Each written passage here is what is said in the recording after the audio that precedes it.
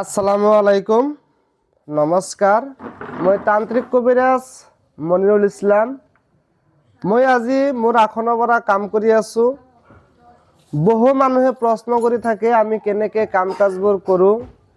অসমবাসী ৰাইজৰো এটা প্ৰশ্ন থাকে ইয়াতে যে মই কেনেকৈ কি কামবোৰ কৰোঁ। মই তান্ত্ৰিক সকলো কাম কৰোঁ। পৰিয়ালৰ অশান্তি, জিন বুতৰ আচৰ, প্ৰেম ভালপোৱা, কোনোবা ল'ৰাই কোনোবা ছোৱালীক ভাল পাইছে, এৰি গৈছে, গুচি গৈছে, কোনোবা ছোৱালী আগতে ভাল সম্পৰ্কত আছিল, সেইটো ছোৱালী গুচি গৈছে, কোনোবা ল'ৰায়ো কোনোবা মানুহক ভাল পাইছিল, গুচি গৈছে, কোনোবা মানুহে কোনোবা মানুহৰ তাতে টকা পইচা পাবলৈ আছে, কোনোবা মানুহৰ মাজত শত্ৰু আছে, কোনোবা ঘৰত বিয়া বাৰু বন্ধ হৈ আছে। তো তেনেকুৱা যদি কিবা আপোনালোকৰ অশান্তি অসুবিধা থাকে, আপোনালোকে মোৰ লগত যোগাযোগ কৰিব পাৰে। আৰু মোৰ ইয়াতে দুটা আসন আছে। ইয়াতে কোনো হিন্দু, মুছলিম, বৌদ্ধ, খ্ৰীষ্টান, জৈন, বড়ো, কছাৰী, বঙালী কোনো কথা নাই। সকলো জাতি ধৰ্মৰ কামবোৰ আমি কৰি থাকোঁ।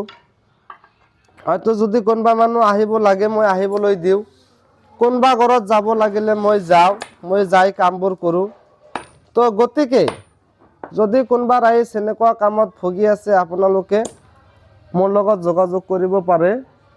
আৰু 100% আপোনালোকে কামবোৰ মোৰ পৰা কৰি ল'ব পাৰে। খুদা হাফিজ, জয় অসম।